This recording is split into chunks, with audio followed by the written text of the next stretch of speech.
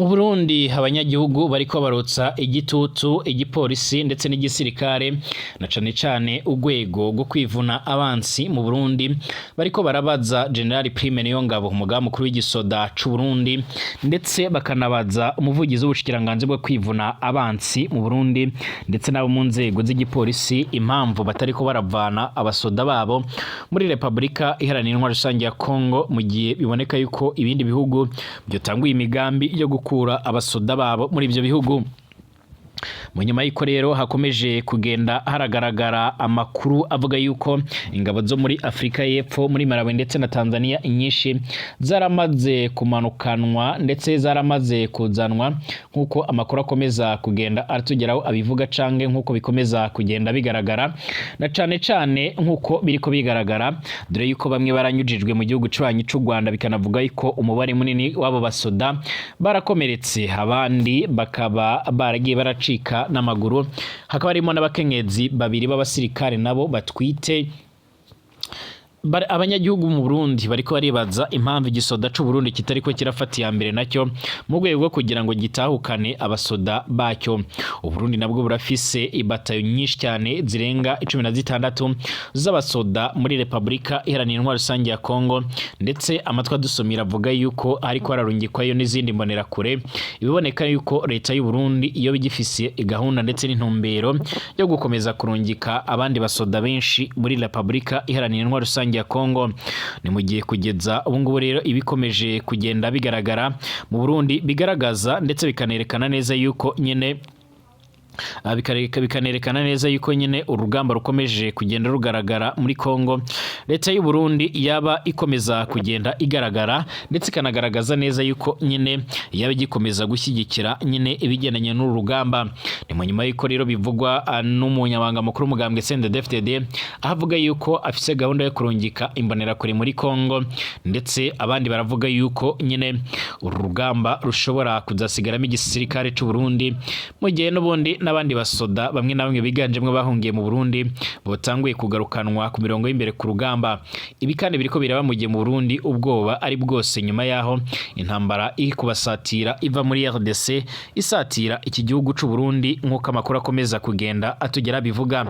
Kugeza ubu ngubu mu bice bimwe na bimwe bigiye bitandukanye byegereye u Burundi harakomeje kugenda hagaragaramo umwuka w'intambara ku buryo bivugwa yuko igisoda c'u Burundi cyotanguye kugenda kirafata ibigwanisho biremere cyane ndetse amakuru akomeza kugenda adusomira cyangwa amatwa adusomira akabavuga yuko nyene bariko barahabwa ibikoresho bimwe na bimwe bishobora kubafasha nyine mu kwitegura neza urugamba. Ni mu gihe hakomeje kugenda harakoreshwa n'inama zigitandukanye zigaragaza ndetse zikanerekana neza yuko urugamba rushobora kuza gutangura isaha yose aho abanyamabanga b'umugambwe CNDD-FDD bariko barakoresha amanama yemwe bagaca banagaragaza neza yuko nyine abanyagihugu biteguriye neza guca barakora nyine canga se biteguriye neza guca barakora nyine ariko kandi bagakora bari maso mu nyuma yuko nyine baboneka yuko umutekano ukomeje gukomera.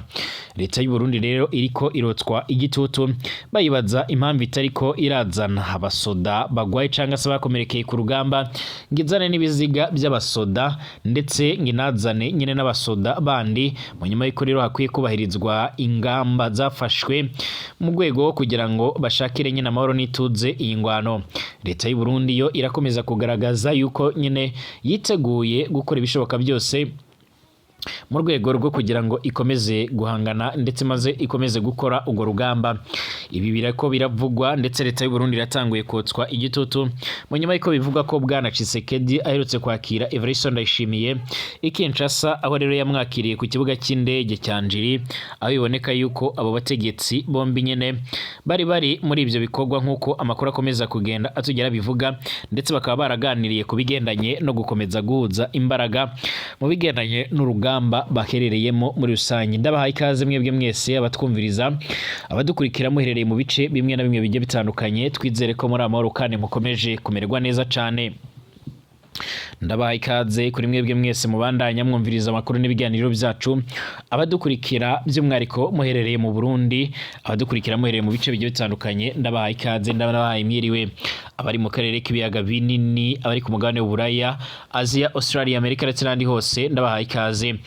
ndagusaba byonde kwanditse sabone kugira ucaronka amakuru n'ibiganiro byacu ubane natwe mu makuru n'ibiganiro byacu byonde ko nanditse sabone kugira ucaronka amakuru n'ibiganiro byacu kaze tuyatangurire mu Burundi. Abanyagihugu benshi cyane cyane abanyagihugu batavuga rumwe n'ubutegetsi barakomeje kota igitutu CNDD-FDD, abandi barasaba rero umugaba mukuru w'igisoda cy'u Burundi General Prime Niyongabo bamusaba inyishu rero ku mpamvu Uburundi butariko burazana abasoda bo barakomerekeye mu ngwano, Uburundi butariko burazana nyine abasoda bagiye barapfira muri iyi ngwano, ndetse batariko baranatabukana abandi basoda basigaye, ahubwo ariko barakomeza kurungika abasoda muri Republika Iharanira Intwaro Rusange ya Kongo nk'uko bigaragara. Ni mu nyuma y'iko rero ibihugu bimwe na bimwe birimo nka Afrika y'Epfo ndetse na Tanzania ndetse na Malawi byararungitse abasoda muri Kongo byaramaze gufata ingingo yo kubatahukana. Hari bamwe rero nyine harabanje ikiringo rero cyo gutahukana bamwe mu bapfiriye muri iyo ngwano ndetse n'andi bakomeretse. Ku munsi w'ejo abandi nyine bakaba baranyurijwe mu gihugu cy'ubanyi cy'u Rwanda baratahukanywe nyine bivugwa ko harimo n'abakomeretse ku rugero rukabije cyane nk'uko amakuru ariko abivuga.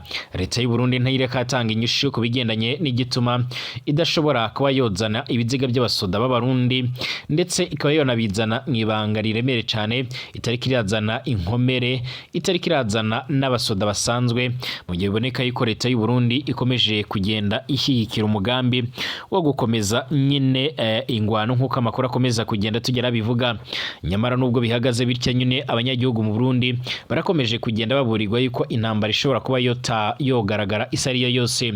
Biraboneka bigendanye no kuba abasoda b'abarundi bakomeje kugenda nyine barahabwa ibikoresho n'ibigwanisho, abivuga ko n'imbonera kure nazo ubwazo zatanguye kugenda zirahabwa ibikoresho ku rugero ruremere cyane.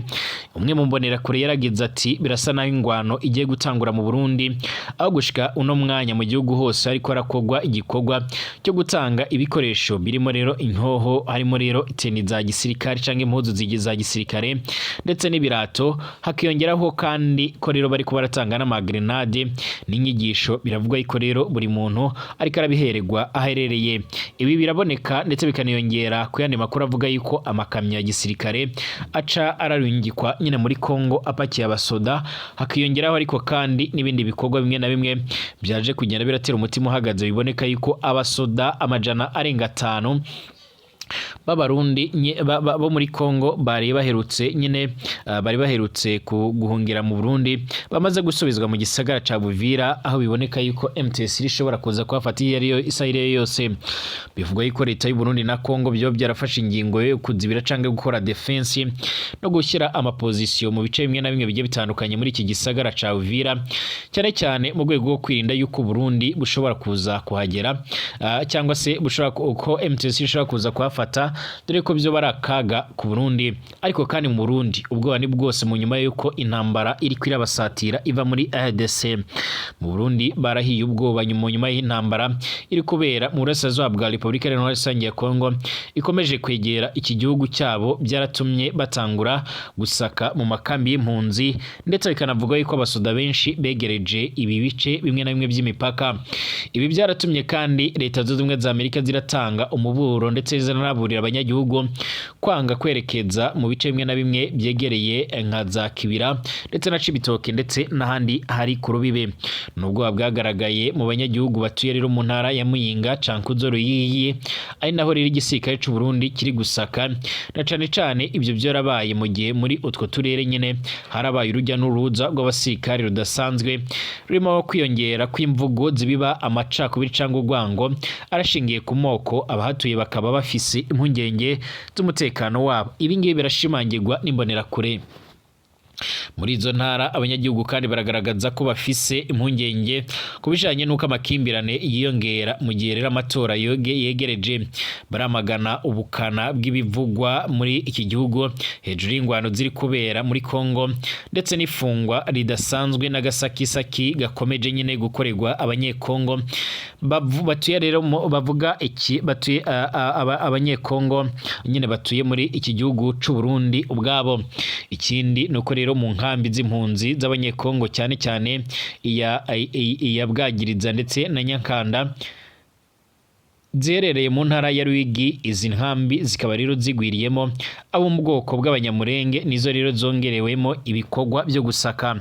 Aya makuru dukesha ibimenyesha makuru bimwe na bimwe byegereye leta mu Burundi, birimo rero nka COS Medias Burundi itavuga rumwe n'ubutegetsi ariko kandi ifise amasoko mu gisirikare cy'u Burundi, nyine byarasobanuye ko iri saka nyine ryaratewe ubwoba bwo kwinjira kw'abagwanyi nyine mu Burundi, aho rero bahunga intambara muri RDC.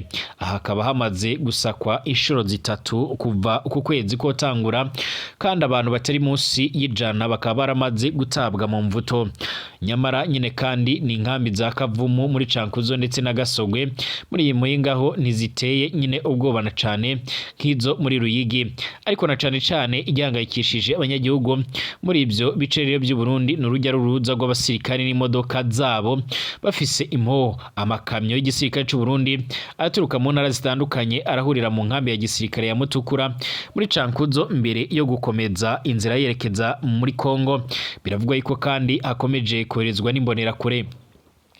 Abanyagihugu barahaye ubuhamya rero Burundi News TV nyine barayihamirije ko amakamyo y'igisirikare yarenga 35 yaranyuze muri icyo kigo rero cya gisirikare cya Mutukura kiberamo amahugurwa kuva mu ntango z'uku kwezi kwa Ruhuma. Hagati aho umuhari wa MTSR uramaze kwigarurira ibice byinshi byo muri Kivu y'Amajyepfo ari nabyo bihana imbibi n'u Burundi. Mu ndwi iheze rero uyu muhari waranafashe umujyi wa Bukavu nyuma yo gufata ibindi bice byo muri territoire ya Warungu. Kuri ubu bivuga ko waba uri kugana muri Uvira haherereye n'intera y'ibirometero 27 uvuye mu mujyi wa Bujumbura mu gihugu cy'u Burundi. Biravuga ko ihingiri ari ryaba ribara rimere cyane mu gihe mu Burundi hashobora kuba rero hakwaduka n'ubundi hakwaduka agasakisaki k'intambara nk'uko bikomeje kugenda bigaragara. Mu gihe rero n'ubundi mu Burundi hakomeza kugenda haravugwa nyine agasomborotso kagendanye n'umwuka utari mwiza muri CNDD-FDD na cyane cyane ku basirikare bari muri Kongo mu ngwano b'Abarundi, hakomeje kuvugwa nyine impamvu badacyugwa.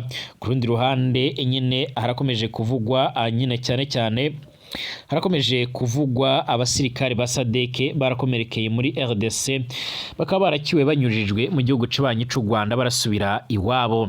Abasirikare hafi 200 barakeneye ubuvuzi barimo ab'Afrika y'Epfo, abamarawi ndetse na Tanzania bari muri RDC mu butumwa buzwi nka Sami RDC baravuye Goma barambuka umupaka barinjira mu Rwanda baranyura i Kigali gufata indege zibacyura. Umushikiranganji w'ingabo nyine wa Afrika y'Epfo mu mpera z'icyumweru giheze yaratangaje ko abasirikare babo bakomerekeye mu migwano na MTSR BRDC batangira gutaukanwa muri iyi ndwi. Donatien Mugabo umunyagihugu rero wo ku Gisenyi mu Rwanda warabonye imodoka zitwaye izi ngabo nyine zivuye ku mupaka ku ruhande rw'u Rwanda, aravuga ko bamaze amasaha menshi ku mupaka. Mu gihe bageze ku mupaka rero hafi saa 4 z'amanywa kuwa mbere, Donatien avuga ko rero basohotse ku mupaka rero nyuma ya saa 12 z'umugoroba nk'uko byo bigaragara. Ntibizwi neza icyo cyaratumye baratinda kuri uwo mupaka. Abamenyesha makuru igoma nyine umujyi ugenzurwa na MTSR nkuko bikomeza kugenda bigaragara nyine hamwe no nkuko bikomeza kugenda bagaragara ryarabujijwe gufotora canke gufata amasanamu cyangwa kuvugisha abasirikare nkuko byagenze igihe abacangero bari bavuye b'abanyaburayi bavaga igoma. Ibimenyesha makuru mu Rwanda biravuga yuko abasirikare 129 ari ab'Afrika y'Epfo, 40 ari abamarawi na 25 ari Tanzania nkuko bikomeza kugenda bigaragara. Umuryango w'iterambere ry'ibihugu bya Afrika y'Amajyepfo SADC n'ibihugu ni ibihugu izi ngabo zavuyemo ntacyo baratangaza ku icyugwa ry'izi ngabo, bivugwa ko nyine zikeneye ubuvuzi ku rugero rudasanzwe. Mu gitondo cyo kuwa mbere imodoka z'ingabo za MONUSCO zaragaragaye zivana abo basirikare mu kigo cyabo kiri ahazwi nko mu Bambiro, ni muri kilometero zigera kuri 20 uvuye mu mujyi wa Goma. Ikimenyesha makuru SABC cya Afrika y'Epfo kiravuga yuko abasirikare b'icyo gihugu barimo gucyugwa ari abarakomeretse bakeneye kuvugwa ku rugero rudasanzwe. Amakuru akomeza kugenda atugeraho kandi akaba agaragaza neza yuko nyine Afrika y'Epfo yo biri mu bibazo bikomeye cyane hashobora no kuza kwadukana izindi njyane za politike. Abasirikare barakomerekeye mu ngwano yarabereye Igoma ndetse no mu nkengero z'icyo gisagara mu mpera z'ukwezi guheze, aho abasirikare bagera kuri 14 b'Afrika y'Epfo bapfuye basize ubuzima, ibiziga byabo bikaba byaratahukanywe mbere muri uku kwezi. SABC yo muri Afrika y'Epfo iravuga yuko gucyura abasirikare b'icyo gihugu boherejwe muri RDC byatinze kuko inyeshyamba za M23 zivuga ko inzira yonyine yo gucyura abasirikare ari yo guca ku mupaka w'u Rwanda. SABC iravuga yuko Afrika y'Epfo yakomeje kwanga gukoresha iyo nzira, ivuga ko bishoboka ko rero abo basirikare bakozwa isoni n'abategetsi nyine nk'uko byoma bigaragara. Abandi basirikare bikekwa ko nyine barenga ibihumbi bo mu butumwa bwa Sami RDC baracyari Igoma, nyuma y'iko rero bamanitse intwaro bakemera kureka kugwana na M23 ubwo yafatwaga nyine nk'uko ubwo hafatwaga Goma. Impamvu nyayo yo kuba rero ingabo za Sami RDC zitarava muri Kongo ntivugwaho rumwe, mu gihe kandi ikibuga cy'indege cya Goma cyo kigifunze. Reuters iravuga ko Afrika y'Epfo yaba yarohereje abasirikare bagera ku bihumbi 3 mu butumwa bwa Sami RDC n'abasanzwe bariyo mu butumwa bwa MONUSCO. Umwaka uheze umuvugizi wa leta ya Malawi yaratangaje ko iki gihugu cyohereje batayo imwe mu butumwa bwa Sami RDC. Umubare w'ingabo Tanzania yoherejeho ntuzwi neza nk'uko biriko bigaragara. Umuhari wa M23 umaze igihe ugaragaza ndetse unerekana neza yuko bifuza ko ibikorwa byo gucyura izo ngabo nyine byo kwihutishwa, ndetse izi ngabo zo muri SADC nyine zigaca ziratahanwa ku buryo bwihuse. Ariko kandi Afrika y'Epfo yaravuze yuko izocyura izo ngabo mu gihe nyine n'ubundi abakomeza kugenda bagaragara ndetse n'abandi bagiye batandukanye bashobora kuba bafata ingingo iremere cyane yuko nyine ibyavugiwe nyine mu nama ibyavugiwe mu nama nyine nk'uko bigaragara bishobora kuba byofata ingingo yo kuba nyine byotangura kubahirizwa harimo n'agahenge. Perezida wa Ukraine Vladimir Zelensky nyine yaratangaje ko nta gihindutse intambara imaze imyaka 3 hagati y'Uburusiya ndetse na Ukraine ishobora kurangira muri uyu mwaka. Ni ikibazo yarabajijwe n'umumenyeshamakuru wo muri Norvege wamubazaga icyo ateganyiriza abanyagihugu be nyuma y'iyi ntambara yazahaje ibintu byinshi cyane. Mu gusubiza Zelensky yaragize ati twizeye ko rero dushobora kurangiza iyi ntambara muri uyu mwaka wa 2025. Uyu muyobozi wavuze ko iyi myaka 3 iri mu bihe rero bibi igihugu kiwe cyagize, yongeye kwibutsa ko igihugu kiwe gikeneye icyizere gihagije ku mutekano wacyo ko rero uzakomeza kurindwa ndetse no mu bihe biri imbere, mu gihe Moscow nyine yaba yongeye kugerageza kukigabaho ibindi bitero.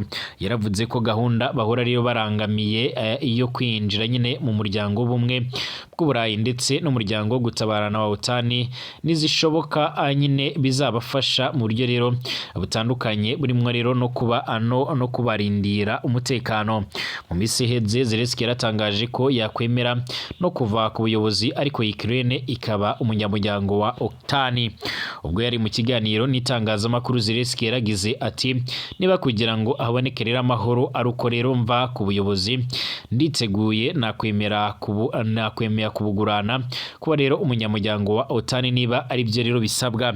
Icyakora Uburusiya bwagaragaje ko rero mu biganiro bikomeje bigamije guhagarika intambara butazemera iyo ngingo yo kwinjira muri iyo miryango kuko rero nyine byabangamira umutekano wabwo nk'uko bikomeje kugenda bigaragara. Bivugwa ko rero Leta Zunze Ubumwe za Amerika ndetse na Ukraine byabiri mu biganiro. Mbashimire tugaruke mu kanya.